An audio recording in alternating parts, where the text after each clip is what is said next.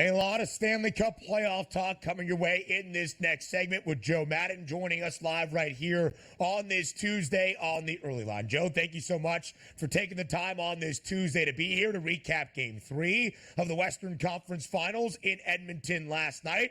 Game 4 in Sunrise on the horizon between the Panthers and the Rangers on this Tuesday evening as well. So much to get to around the Stanley Cup playoffs. We appreciate your time on this Tuesday.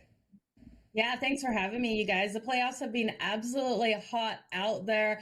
I can't believe we're already going into Game 4 tonight, and we just finished an amazing game last night. It was mind-blowing watching the Stars out there versus the Edmonton Oilers on the Oilers' ice.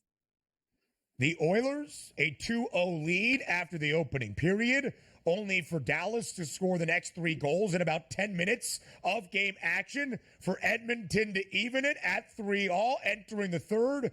But then it was the third goal of the game from Jason Robertson for the Stars. His hat trick highlights a 5-3 victory for Dallas on the road, taking a 2-1 series lead, winning game number 3 as a short road underdog. Jo, what was your reaction to the Stars stealing one on road ice in Edmonton?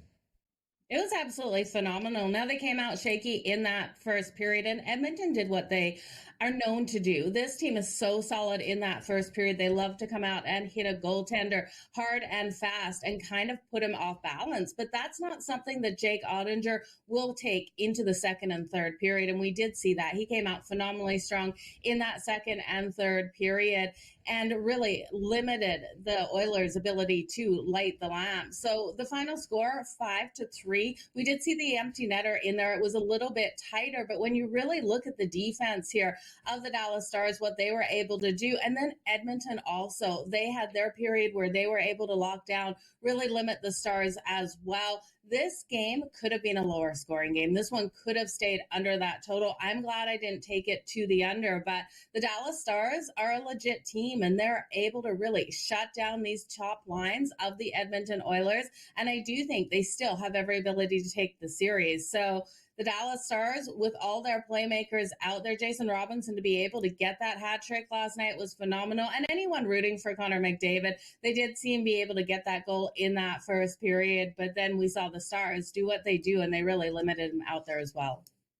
It was an impressive win, no doubt, because you take a look at that 1-1 series price. You go back to Edmonton, they have home ice advantage, one of the better, national anthems in sports where the crowd sings it along with the anthem singer who gets it going. And within the first 2 minutes, Edmonton was on the board, and then another one to make it 2-0 at the end of one. So impressive for the Stars coming back. So if we take a look at the prices here to win the series, obviously we know being up 2-1 now, Dallas is going to be a heavy favorite, as you see there at a minus 275 price. The spread on the series, Dallas minus 1.5 games at a minus 106. Moving forward in this series, is this the Stars to blow at this point, or are we looking for that long extended series here?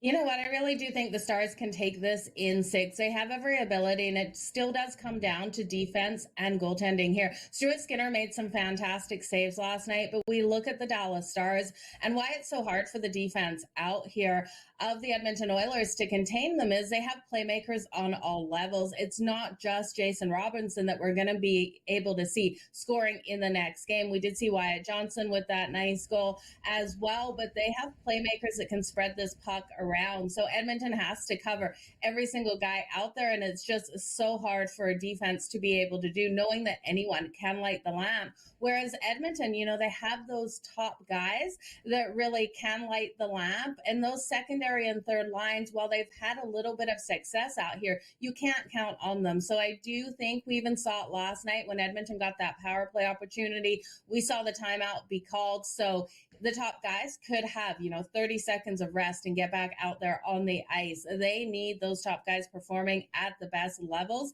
to be able to get this win. And I just think Dallas is too deep for them.